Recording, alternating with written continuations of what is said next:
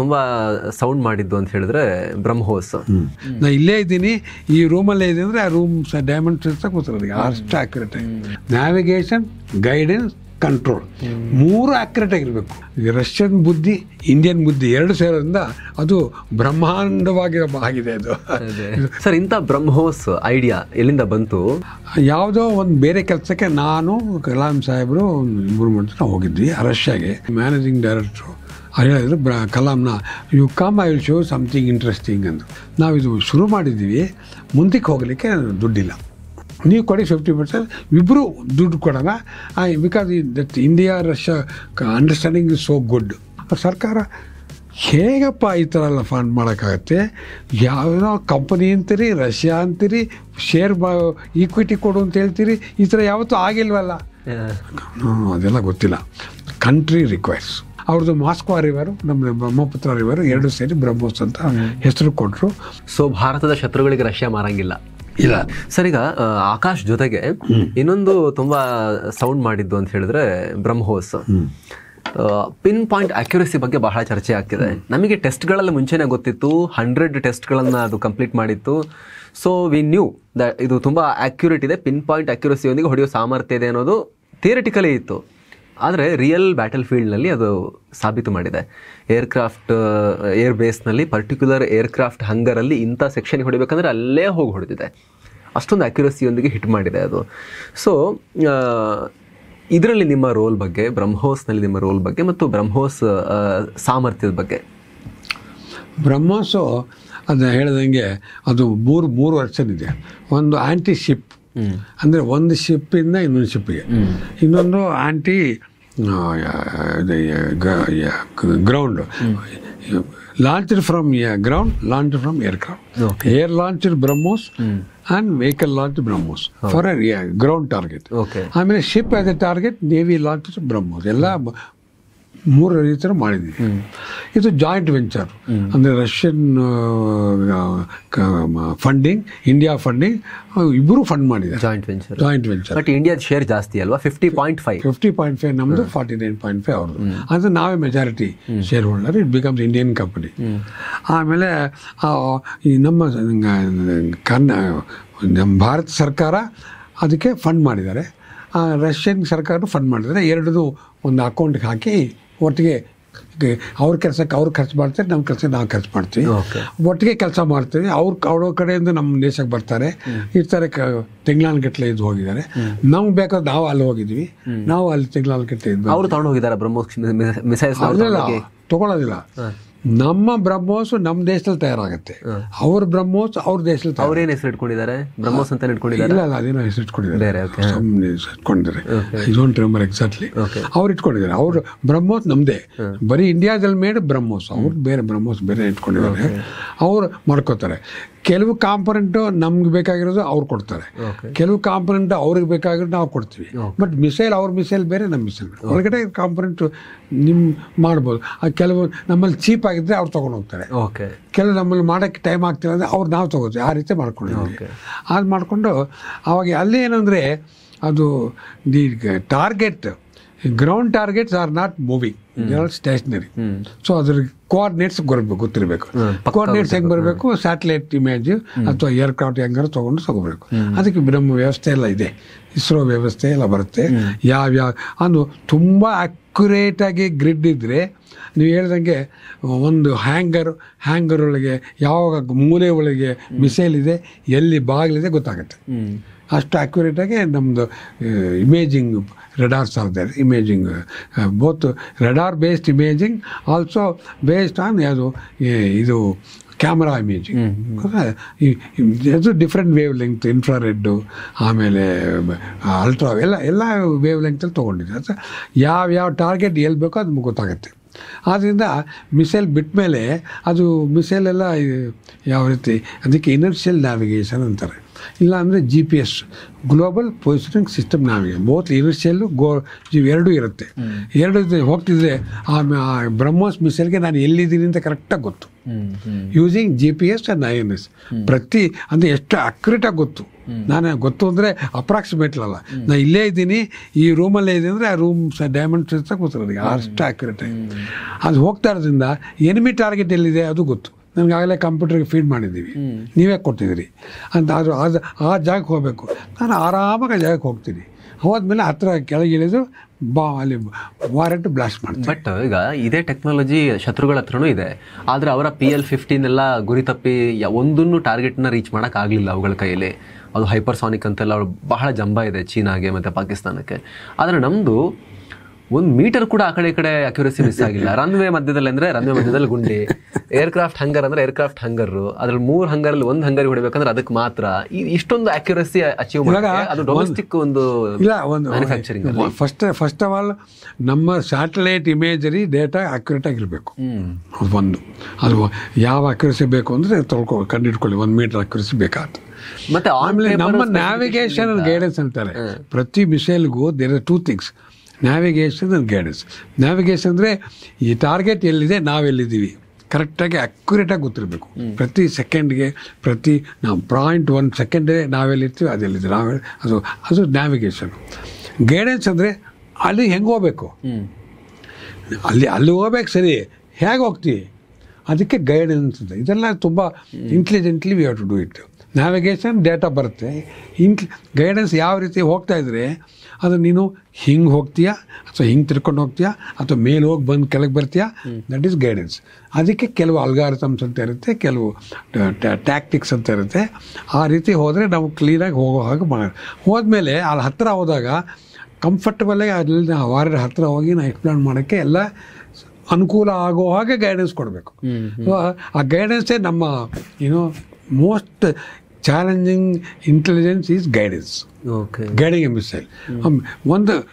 ಒಂದು ನ್ಯಾವಿಗೇಷನ್ ಎಲ್ಲಿದೆ ಅಂತ ಗೊತ್ತಾಗುತ್ತೆ, ಗೈಡೆನ್ಸು ಹೇಗೆ ಹೋಗಬೇಕು ಅಂತ ಗೊತ್ತಾಗುತ್ತೆ, ಯಾವ ರೀತಿ ಹೋಗಬೇಕು ಅದಕ್ಕೆ control system. So navigation, guidance, control 3 accurate ಆಗಿರಬೇಕು. 3ರಲ್ಲಿ ಯಾವ್ದಾರು ಅಕ್ಯುರೇಟ್ ಇಲ್ಲದೇ ಇದ್ದರೆ you will go somewhere. 3 accurate, navigation accurate, guidance accurate, control accurate. ಆವಾಗ ನೀವು ಎಲ್ಲಿ ಹೋಗ್ಬೇಕು ಅಲ್ಲೇ ಹೋಗ್ತೀರಿ, ಕರೆಕ್ಟಾಗಿ ಅಕ್ಯುರೇಟಾಗಿ ಹೋಗ್ಬೋದು. ಅದು ಅಕಸ್ಮಾತ್ ಯಾವ್ದಾರ ಮಿಸ್ ಮ್ಯಾಚ್ ಆದರೆ ಹೋಗಲ್ಲ. ಅದರಿಂದ ಕೆಲವೆಲ್ಲ ಅವ್ರು ಆಗಿಲ್ಲ. ನಮ್ಮದೆಲ್ಲ fortunately everything is gown nicely. Navigation, guidance, control 3 ತುಂಬ ಅಕ್ಯುರೇಟಾಗಿ ಹೋಗಿದೆ. ಟೆಸ್ಟು ಮಾಡಿದ್ದೀವಿ. ಇಬ್ಬರು ಮಾಡೋದ್ರಿಂದ ರಷ್ಯನ್ ಬುದ್ಧಿ, ಇಂಡಿಯನ್ ಬುದ್ಧಿ 2 ಸೇರೋದ್ರಿಂದ ಅದು ಬ್ರಹ್ಮಾಂಡವಾಗಿ ಆಗಿದೆ. ಅದು it improves accuracy. Once 2 people join hands it will be better than A or B. Better. ಆ ಥರ ತುಂಬ ಅಕ್ಯುರೇಟಾಗಿ ಬಂತು. ನಮ್ಮ ದೇಶದಲ್ಲೂ ಅವ್ರು ಬಂದು ಲಾಂಚ್ ಮಾಡಿದ್ರು, ನಾವು ಅಲ್ಲೂ ಲಾಂಚ್ ಮಾಡಿದ್ವಿ, ಅವ್ರಿಗೂ ಡೆಮಾನ್ಸ್ಟ್ರೇಟ್ ಮಾಡಿದ್ವಿ, ನಾವು ಡೆಮಾನ್ಸ್ಟ್ರೇಟ್ ಮಾಡಿದೆ. ನೀವು ಯಾರಿಗೆ ಬೇಕೋ ನೀವು ಮಾರ್ಕೊಳ್ಳಿ, ನಾವು ಯಾರಿಗೆ ಬೇಕೋ ನಾವು ಮಾರ್ಕೊತೀವಿ. ಇಬ್ಬರು ಒಂದೇ ಒಬ್ಬರಿಗೆ ಮಾರಲ್ಲ. ನಮ್ಮ ದೇಶಗಳು ಇದು, ನಿಮ್ಮ ದೇಶಗಳು ಇದು, ನೀವು ಮಾರ್ಕೊಳ್ಳಿ, ನಾವು ಮಾರ್ಕೋತೀವಿ. ನೀವು ಪ್ರೊಟೆಕ್ಷನ್ಗೆ ನೀವು ಯೂಸ್ ಮಾಡ್ಕೊಳ್ಳಿ, ನಮ್ಮ ಪ್ರೊಟೆಕ್ಷನ್ಗೆ ನಾವು ಯೂಸ್ ಮಾಡ್ಕೊತೀವಿ. ಸೊ ಭಾರತದ ಶತ್ರುಗಳಿಗೆ ರಷ್ಯಾ ಮಾರಂಗಿಲ್ಲ. ಇಲ್ಲ, ಭಾರತ ಶತ್ರುಗಳಿಗೆ ರಷ್ಯಾ ಆ ರೀತಿ ಅವ್ರ ರಷ್ಯನ್ ಶತ್ರುಗಳಿಗೂ ನಾವು ಮಾರಂಗಿಲ್ಲ. ಅದೆಲ್ಲ ಅಂಡರ್ಸ್ಟ್ಯಾಂಡಿಂಗ್ ಇರುತ್ತೆ, ಗ್ಲೋಬಲ್ ಅಂಡರ್ಸ್ಟ್ಯಾಂಡಿಂಗ್ ಇರುತ್ತೆ. ಸರ್, ಇಂಥ ಬ್ರಹ್ಮೋಸ್ ಐಡಿಯಾ ಎಲ್ಲಿಂದ ಬಂತು? ಮತ್ತು ಅದಕ್ಕೆ ಫಾಲೋಅಪ್ ಕ್ವಶನ್ ಏನು ಅಂತ ಹೇಳಿದ್ರೆ, ಇದು ಯಾಕೆ ಅನ್ಸ್ಟಾಪೇಬಲ್? ಯಾಕಂದರೆ ಜಗತ್ತಲ್ಲಿ ಸೂಪರ್ಸಾನಿಕ್ ಕ್ರೂಸ್ ಮಿಸೈಲ್ಸಲ್ಲಿ ಇದಕ್ಕಿಂತ ಬೆಸ್ಟ್ ಯಾವುದೂ ಇಲ್ಲ ಅಂತ ಹೇಳ್ತಾರೆ. ಯಾಕೆ? ಇವಾಗ ಒಂದು ಹೇಳೋದು ಯಾವ ರೀತಿ ಆಯಿತು ಅಂತ ಹೇಳ್ತೀನಿ. ಅದು ಬ್ರಹ್ಮೋಸ್ ನಾವು ಮೊದಲು ನಮ್ಮ IGMDPಲ್ಲಿ ಇರಲಿಲ್ಲ ಅಧ್ಯಯನ ಹೇಳಿದ್ವಿ. ನಾವು ಯಾವುದೋ ಒಂದು ಬೇರೆ ಕೆಲಸಕ್ಕೆ ನಾನು ಕಲಾಂ ಸಾಹೇಬರು 3 ಜನ ಹೋಗಿದ್ವಿ ರಷ್ಯಾಗೆ. ಯಾವುದೋ ಕಂಪನಿ ವಿಸಿಟ್ ಮಾಡೋಕ್ಕೆ ಹೋದ್ವಿ. ಅಲ್ಲಿ ಹೋಗಿ ನಾವು ಮಾತಾಡ್ತಾಯಿದ್ವಿ, ಡಿಸ್ಕಷನ್ ಮಾಡ್ತಾಯಿದ್ವಿ. ಮಾಡ್ತಿದ್ದಾಗ ಅಲ್ಲಿ ಮ್ಯಾನೇಜಿಂಗ್ ಡೈರೆಕ್ಟ್ರು ಅವ್ರು ಹೇಳಿದ್ರು, ಕಲಾಂನ you come, I will show something interesting ಅಂದರು. ಬನ್ನಿ ತೋರಿಸ್ತೀನಿ ಅಂದರು. ನಾವು ಸರ್ ಬಾರ ಹೋಗೋಣ ಅಂದರು. ನಾನು ಇವರು ಹೋದ್ವಿ. ಒಳಗಡೆ ಹೋದರೆ ಅವರು ಒಂದು ದೊಡ್ಡ ಕಾರಿಡಾರ್ ಕರ್ಕೊಂಡು ಹೋದರು. ಈ ಕಡೆ ಆ ಕಡೆ ಎಲ್ಲ ಪರ್ದೆ ಎಲ್ಲ ಫುಲ್ ಕವರ್ಡ್. ಸುಮ್ಮನೆ ಹೋಗ್ಬೇಕು ಬಂದೆ. ಹೋದರೆ ಅಲ್ಲಿ ಹೋದರೆ ಒಂದು ಸ್ಟ್ಯಾಂಡ್ ಮೇಲೆ ಒಂದು ಮಿಸೈಲ್ ಥರ ಇಟ್ಟಿದ್ರು, ಮತ್ತು ಪೀಸ್ ನಾಟ್ ಅಸೆಂಬಲ್ಡ್ ಪೀಸ್ ಥರ ಇಟ್ಟಿದ್ರು.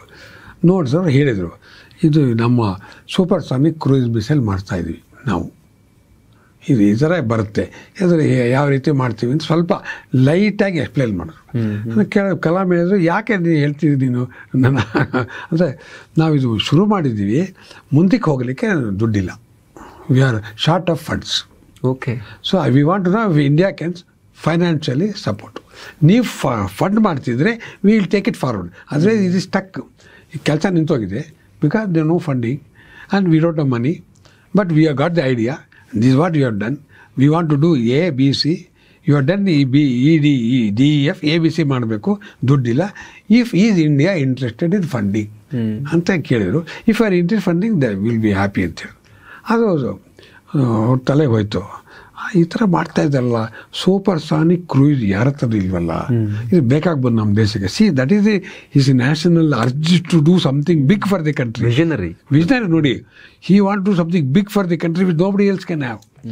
ಆನ್ ಯುನೀಕ್ ಐಡಿಯಾ ಬಂತು, ತಕ್ಷಣ ಬಂದ್ಬಿಟ್ಟು ಪೇಪರ್ ಮಾಡಿ ಕೊಟ್ಟರು ಸರ್ಕಾರಕ್ಕೆ, ಡಿಫೆನ್ಸ್ ಮಿನಿಸ್ಟ್ರಿಗೆ ಕೊಟ್ಟು, ಈ ಥರ ಇದು ನಮ್ಮ ದೇಶಕ್ಕೆ ತುಂಬ ಒಳ್ಳೆಯದು, ನಮ್ಮ ದೇಶಕ್ಕೆ ಮಾಡಬೇಕು. ಯಾವ ಪೀರಿಯಡ್ ಸರ್ ಇದು? 2000 ಲೇಟ್ 90s early 2000. ಯಾಕಂತ ಹೇಳಿದ್ರೆ ತುಂಬಾ ಜನಕ್ಕೆ ಆಶ್ಚರ್ಯ ಆಗ್ಬೋದು, ರಷ್ಯಾ ಹತ್ರ ದುಡ್ಡಿಲ್ವಾ ಅಂತ ಹೇಳಿ. ಯಾಕಂದ್ರೆ ನಾನು ಕೂಡ ಓದಿರೋದೇನು ಅಂದ್ರೆ 96, 97, 98 ಟೈಮ್ನಲ್ಲಿ ಅಲ್ಲಿ ತುಂಬಾ ಡಿಫೆನ್ಸ್ ಮ್ಯಾನುಫ್ಯಾಕ್ಚರಿಂಗಿಗೆ ಫಂಡ್ಸ್ ಶಾರ್ಟೇಜ್ ಇತ್ತು. ಯಾವ ಲೆವೆಲ್ಗೆ ಅಂತ ಹೇಳಿದ್ರೆ ಅಲ್ಲಿ ಎಲೆಕ್ಷನ್ ಟೈಮ್ನಲ್ಲಿ ಡಿಫೆನ್ಸ್ ಫ್ಯಾಕ್ಟ್ರಿಗಳು ಬಂದಾಗುತ್ತೆ ಅಂತ ಹೇಳಿ ಭಾರತದ ಹತ್ರ ಆರ್ಡರ್ ತಗೊಂಡು ಅಡ್ವಾನ್ಸ್ ಪೇಮೆಂಟ್ಸ್ನ ಅವ್ರು ತಗೊಂಡಿದ್ರು. ನೀವು ಅಡ್ವಾನ್ಸ್ ಮಾಡಿಬಿಡಿ, ನನ್ನ ಕಾನ್ಸ್ಟಿಟ್ಯೂನ್ಸಿಲಿ ಫ್ಯಾಕ್ಟ್ರಿಗಳು ಬಂದಾಗ್ಬಿಡ್ತವೆ, ಮಿಲಿಟರಿ ಆರ್ಡರ್ಸ್ ನಮಗೆ ಕೊಡಿ ಅಂತ ರಷ್ಯಾ ಕೇಳಿತ್ತು ಅಂತ. ಸೊ ಸೋವಿಯತ್ ಯೂನಿಯನ್ ಪತನ ಆದ್ಮೇಲೆ ಆರ್ಥಿಕ ಸಂಕಷ್ಟಕ್ಕೆ ರಷ್ಯಾ ತುತ್ತಾಗಿತ್ತು, ತುಂಬಾ ತುತ್ತಾಗಿತ್ತು. ಅಲ್ಲಿ ಅವ್ರಿಗೆ ಫಂಡಿಂಗ್ ಇಲ್ಲ, ಯೂನಿವರ್ಸಿಟಿಗೆ ದುಡ್ಡಿಲ್ಲ, ಪ್ರೊಫೆಸರ್ಗಳು ವಿತೌಟ್ ವರ್ಕ್ ಫಾರ್ ಪ್ರಾಜೆಕ್ಟ್ ಕಾಯ್ಕೊಂಡಿದ್ದಾರೆ. ಸಂಬಳ, ಕೆಲವು ಪ್ರೊಫೆಸರ್ಗೆ ಸಂಬಳ ಬರ್ತಿರ್ಲಿಲ್ಲ, ಕೆಲವು ಕಂಪನಿಗಳಿಗೆ ಬಿಸ್ನೆಸ್ ಇಲ್ಲದೆ ಅವರು ಅಲ್ಲಿ ಏನು ಅಂದರೆ ಒಂದು ಬಿಸ್ನೆಸ್ ದೊಡ್ಡ ಫ್ಯಾಕ್ಟ್ರಿ, ಅದ್ರ ಸುತ್ತಲೂ ಒಂದು ಊರು ಕಟ್ತಾರೆ. The entire city depending on that factory. The economy of the city depends on only one factory. ಆ ಫ್ಯಾಕ್ಟ್ರಿ ಎಂಪ್ಲಾಯೀಸ್ 10,000 ಜನ ಇರ್ತಾರೆ, 10,000 ಜನ 10,000 ಫ್ಯಾಮಿಲಿ ಆ ಸುತ್ತಲೂ ಇರುತ್ತೆ, ಅದು ಒಂದು ಊರು. ಆ ಥರ ಅವ್ರದ್ದು ಈ ನಮ್ಮ ಮಾಡೆಲ್ಲೇ ಆ ಥರ ಅವ್ರಿಗೆ.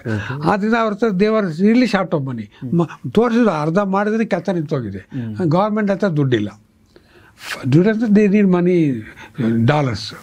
ಸೊ ನೀವು ಕೊಡ್ತಾರೆ, ಅದಕ್ಕೆ ನಾವು ಹೋಗಿ ಹೇಳಿದ್ವಿ. ಆವಾಗ ಅವ್ರು ಹೇಳಿದ್ರು, ಸಿ ನಾವು ದುಡ್ಡು ನಾವೇ ಪೂರ್ತಿ ದುಡ್ಡು ಹಾಕೋಲ್ಲ, ನೀವು ಹಾಕಿ 50% ನಾವು ಹಾಕ್ತೀವಿ. ಅದಕ್ಕೆ ರಷ್ಯನ್ ಗೌರ್ಮೆಂಟು ನಮ್ಮ ಫ್ರೆಂಡ್ಲಿ ಇರೋದ್ರಿಂದ ಅವ್ರು ಹೇಳಿದ್ರು, okay I am ready to pay 50%, ನೀವು ಕೊಡಿ 50%, ಇಬ್ಬರು ದುಡ್ಡು ಕೊಡೋಣ, because that India Russia understanding is so good. ಅದಕ್ಕೆ ಆಮೇಲೆ ಮಾಡಿದ್ರು, ಓಕೆ 49% ನೀವು ಹಾಕಿ 50.50 ನಾವು ಹಾಕ್ತೀವಿ ಅಂದರು. ಆಮೇಲೆ ನಾವು ಸರ್ಕಾರ ಹತ್ರ ಕೇಳ್ಕೊಂಡ್ವಿ, ಈ ಥರ ಫಂಡ್ ಮಾಡ್ತೀವಿ ಅಂದರು. ಸರ್ಕಾರ ಹೇಗಪ್ಪ ಈ ಥರ ಎಲ್ಲ ಫಂಡ್ ಮಾಡೋಕ್ಕಾಗತ್ತೆ, ಯಾವುದೋ ಕಂಪನಿ ಅಂತೀರಿ, ರಷ್ಯಾ ಅಂತೀರಿ, ಶೇರ್ ಈಕ್ವಿಟಿ ಕೊಡು ಅಂತ ಹೇಳ್ತೀರಿ, ಈ ಥರ ಯಾವತ್ತೂ ಆಗಿಲ್ವಲ್ಲ. Nowhere has been done. We have never got a JV with a Russian. How can you fund money? That too, you have to give in dollars. ಆಮೇಲೆ ಅದಕ್ಕೆ ಮ್ಯಾನೇಜಿಂಗ್ ಡೈರೆಕ್ಟರ್ ಯಾರು, ಮೆಂಬರ್ಸ್ ಆಫ್ ದಿ ಬೋರ್ಡ್ ಯಾರು, executive director ಯಾರು, CEO ಯಾರು, ಎಷ್ಟೊಂದು ಇರುತ್ತೆ, secretary ಯಾರು, ಎಲ್ಲ ಮಾಡಬೇಕು. ಈ ಥರ ಯಾವತ್ತೂ ಆಗಿಲ್ಲ.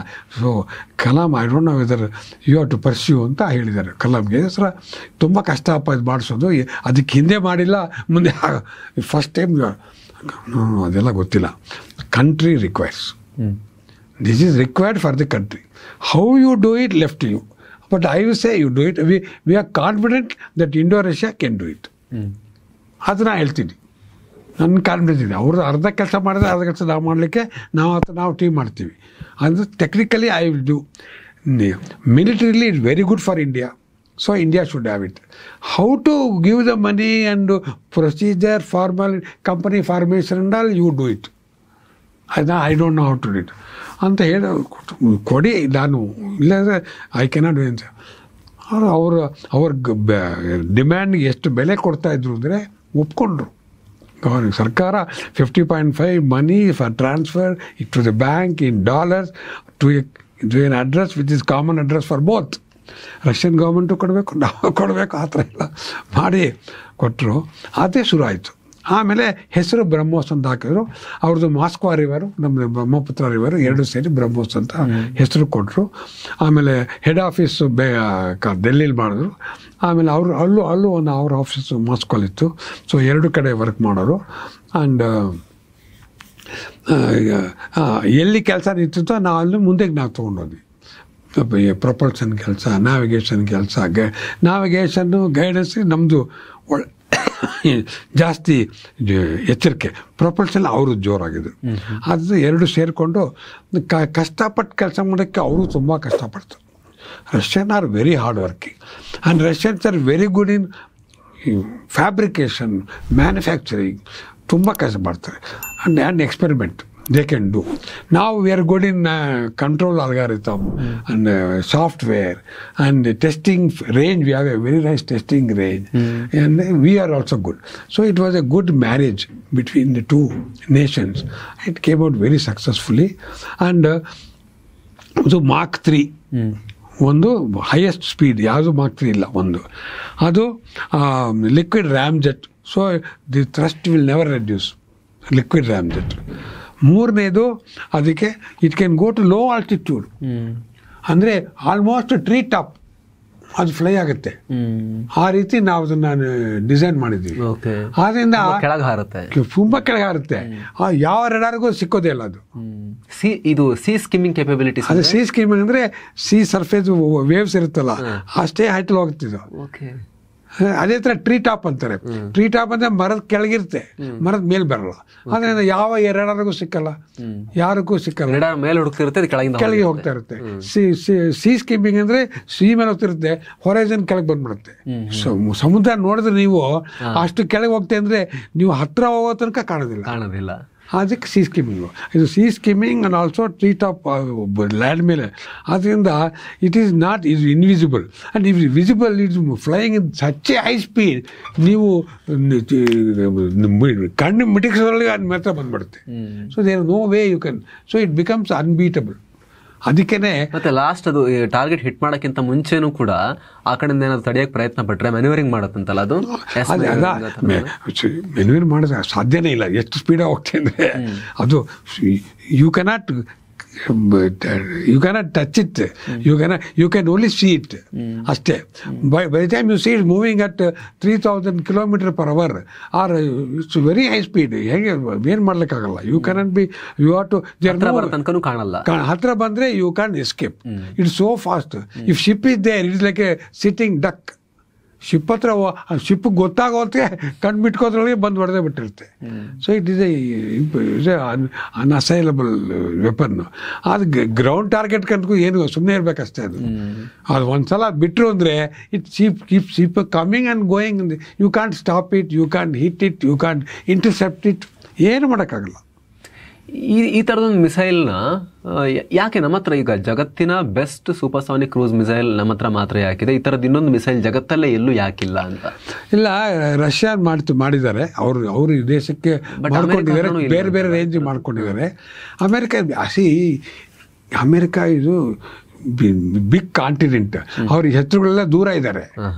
ಅವ್ರಿಗೆ ಕ್ರೂಸ್ ಮಿಸೈಲ್ ಮಾಡಿದ್ದಾರೆ, ಇವಾಗ ಸಬ್ಸಾನಿಕ್ ಕ್ರೂಸ್ ಮಾಡಿದ್ದಾರೆ. ಅದೆಲ್ರಿಗೂ ಅದೆಲ್ಲ ಅವರು ಬರೀ ಎಕ್ಸ್ಪೋರ್ಟ್ ಮಾಡೋಕ್ಕೆ. ಅವ್ರಿಗೇನು ಬೇಡ, ಓನ್ಲಿ ಮನಿ. ಇವಾಗ ಏನು ಮಾಡಿದ್ರು ರಷ್ಯನ್ ಅಮೆರಿಕನ್ ಮಿಲಿಟರಿ ಏನು ಅಂದರೆ, ಅಮೆರಿಕನ್ ಡಿಫೆನ್ಸ್ ಇಂಡಸ್ಟ್ರೀಸು ಎಲ್ಲಿ ಬಿಸ್ನೆಸ್ ಇದೆಯೋ ಅದು ಮಾಡ್ತಾರೆ. They are all business oriented. ಅವ್ರಿಗೆ ಫೈಟರ್ ಬೇಕು, ಬಟ್ ಶಾರ್ಟ್ ರೇಂಜ್ ಜಾಸ್ತಿ ಅಷ್ಟೊಂದು ಬೇಡ. Because it's a isolated country, continent itself ಎಲ್ಲೋ ಇದೆ. ಅವ್ರಿಗೆ ಬ್ಯಾಲಿಸ್ಟಿಕ್ ಮಿಸೈಲ್ ಬೇಕು, 10,000 km ಆ ಥರ ಬೇಕು. ಈ ಥರದ್ದೆಲ್ಲ ಅದು ಅವ್ರು ಡಿಫೆನ್ಸ್ ಇಟ್ಕೊಂಡ್ಬಿಟ್ಟಿದ್ದಾರೆ. ಈ ಥರದ್ದೆಲ್ಲ ಯಾರಿಗೆ ಬೇಕೋ ಬೇರೆ ಯುರೋಪ್ ಒಳಗೆ, ಏಷ್ಯಾ ಒಳಗೆ ಕಾನ್ಫ್ಲಿಕ್ಟ್ ಆದರೆ ಬಿಸ್ನೆಸ್, ಅವ್ರಿಗೆ ಒಳ್ಳೆ ಬಿಸ್ನೆಸ್ಸು. ಹಾಗೆ ಮಾಡಿಕೊಂಡು it become entirely a money oriented business for America rather than it is strategic or tactical. ಆದ್ರಿಂದ ಅವರು ನಮಗೆ ಬೇಕು close, we got enemies in the close vicinity. ಅದಕ್ಕೆ ನಮಗೆ ಬೇಕು, ಅವ್ರಿಗೆ ಬೇಡ. ಆದರೆ ಅವ್ರು ಏನು ಬೇಕೋ ಮಾಡ್ಕೊಂಡಿದ್ದಾರೆ.